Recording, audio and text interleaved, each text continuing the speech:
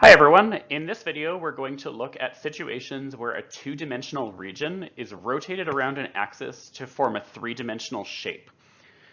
An example of that is depicted at the bottom of the screen. A shape formed in that way is called a solid of revolution, and we're going to look at how integrals can be used to calculate the volume of something like this. Let's, for example, consider the region under the graph of a function like you see here. And let's say we wanted to rotate this region around the x-axis. Try to visualize what that would look like. So imagine this region literally pops out of your screen and rotates, and form an image in your mind of what the resulting three-dimensional shape would look like. Pardoning my poor artistry skills, I hope the image you formed looks something like this. You might describe it as a sideways urn, and this is another example of a solid of revolution. And here's the big question in this video. How do we calculate the volume of a solid like this? Well, calculating the volume of a funny-looking solid might be similar to calculating the area of a funny-looking region, and we've already learned that can be done by slicing up our area into small pieces that we called dA. So in similar spirit, we're going to approach this problem by slicing up our solid into a bunch of small pieces of volume called dV. After all, if we sliced up our solid and then added together the volumes of all the slices, we would find the total volume. And don't forget that adding up the pieces is really signified by taking the integral. But the question that now remains is, how should we slice up our solid? Technically we can do it however we want, but ideally we want things to be as easy as possible. Keep in mind that our solid is obtained by rotating this region, and we're already in the habit of slicing up regions into thin rectangles, and that means that each of those rectangles, when rotated, will provide us with a slice of the solid itself. So let's think about that. My drawing leaves something to be desired, but try to visualize what it would look like for this single rectangle to pop out of your screen and rotate around the x-axis. Hopefully you can see that the resulting figure would look like a thin disk. For some people, this would be harder to visualize than for others, but it's really important that you're able to do so, so please pause and rewind if necessary to make sure you're able to understand how the rectangle rotates to become a disk. Now keep in mind, I only just rotated one rectangle. The region is actually made up of a whole bunch of rectangles, and each one of them is going to form one of these disks. So I've drawn a few more of these in here, but you should keep in mind that it's really the entire region getting sliced into rectangles, and in doing so, the entire solid is getting sliced into disks. And I can't effectively depict every single one of those disks because there would be so many of them, but hopefully what you see now is good enough to give you a good idea of what's happening. And just to reiterate, our goal here is to find the total volume by adding all these disks together. And each disk is what we would call dV in this example. Now, it turns out it's possible to get more shapes aside from just disks when you rotate these rectangles. So let's talk about some of the other possibilities that can come up. Here I've depicted a horizontal rectangle. So let's imagine rotating this one around this axis. Form an image in your mind of what the resulting shape would look like. Hopefully, you can see the formation of this disk. Again, pause if necessary to convince yourself. But now you may realize we've actually seen both vertical and horizontal rectangles are capable of producing disks. And in fact, you'll see the formation of a disk anytime the rectangles have an orientation which is perpendicular to the rotational axis. Okay, here we have a horizontal rectangle being rotated around a vertical axis, which is why a disk is being formed. Another possibility to consider is if there was a gap between the rectangle and the axis. So imagine you were to rotate this rectangle. The resulting figure would still resemble a disk, but with a hole in it which comes from that gap. This figure is what we call a washer, and that's named after the item that you would buy at the hardware store. What we need to do now is figure out a formula for dV, which represents the volume of each of these slices. So to focus on the disks first note that the volume of a disk would depend on its radius and also on its thickness. But notice that the thickness of the disk is actually the same thing as the width of the rectangle. That width is what I'm going to call dt. With this being a horizontal rectangle, it might be more accurate to call it dy, but if it were a vertical rectangle, it would be dx. So calling it dt is just a bit more general in that it allows for both possibilities. That being the case, the thickness of the disk could also be called dt. Now we can use a bit of basic geometry to calculate our volume. So start by taking the area of the circle, which is pi r squared, and multiply that by the thickness of the disk to get the volume, right? The area of the circle times the thickness of the disk would give you the volume of the disk. So this is the formula we'll use for dV in situations where the slices form disks. But what about when they form washers? Well, a washer can be thought of as a big disk with a smaller disk cut out of its center. So let's use big R for the radius of the big disk, and we'll use little r for the radius of the smaller disk, which was cut out. And we're going to need the thickness of the disk, or thickness of the washer, I should say, which would again be dt, the same as the width of the rectangle. Now to find the volume of our washer, start by taking the volume of the big disk, which is pi times big R squared dt, and then subtract the volume of the small missing disk. The difference between those volumes would represent the volume of the washer, the big disk minus the little disk. Now notice there's a common factor of pi in our formula, so we can bring that out front just to simplify things a bit. And there's also a common factor of dt that can be pulled out of both terms. What would remain in the brackets then would be big R squared minus little r squared. So this is the formula we're going to use in situations where the slices form washers. If you've started a formula sheet for this course, I suggest adding both of these to it now, since you'll be using these formulas quite a lot from this point forward. And I also want to point out that the variables in these formulas can be identified from the two-dimensional pictures just as well as they can from the three-dimensional pictures. For example, if you're able to visualize a rectangle becoming a disk, you should notice that the radius of the disk is actually the same thing as the height of that rectangle. In similar spirit, the radius big R for the washer would be the distance from the rotational axis to the far end of the rectangle, as you see depicted there, and little r would be the distance from the rotational axis to the close end of the rectangle. That means that all the information we need for calculating dV can be seen from a two-dimensional diagram without ever needing to draw a three-dimensional picture. And that's just a nice way to simplify the thought process, but it does require you're able to visualize the rotation of your rectangle in your mind's eye. We should also consider the possibility that the rectangles are parallel to the rotational axis, such as the one you see here. So imagine this pops out of the screen and rotates, and take a minute to imagine what you think that would look like, and when you're ready, let's have a look at the result.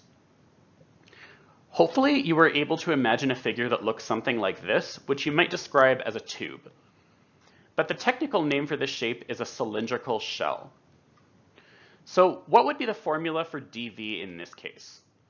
The volume here could be found by first getting the surface area of the cylinder and then multiplying that by the thickness of the shell.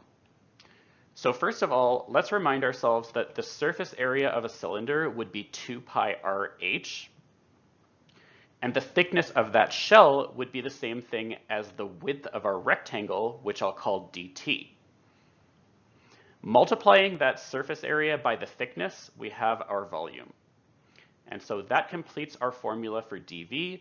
This is another one I suggest adding to your formula sheet.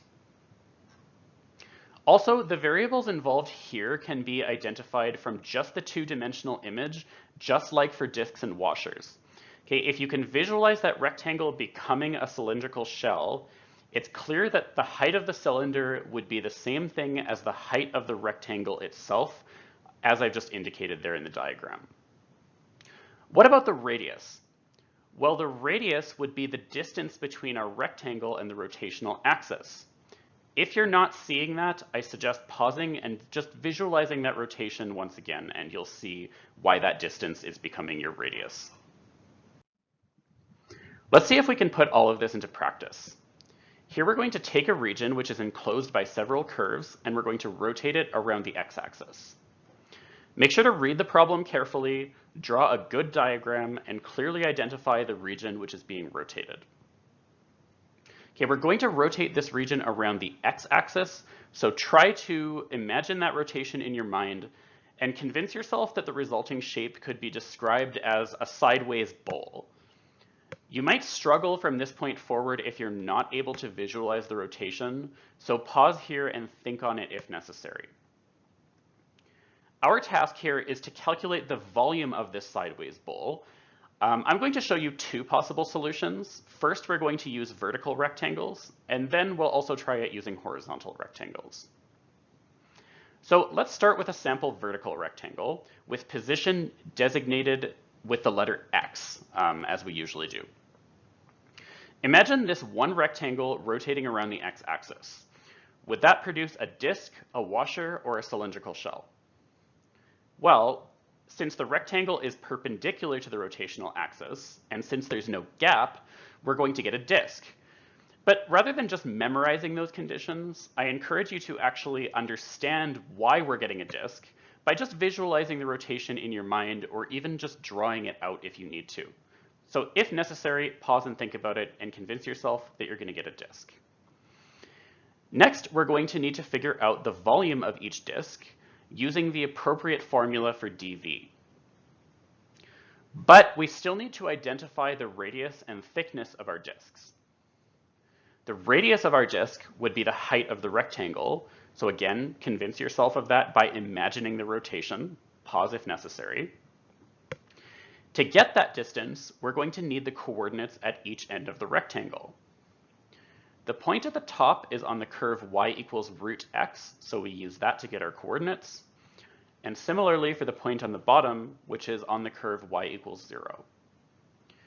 Since this radius is a vertical distance, we should think of it as the difference of y coordinates.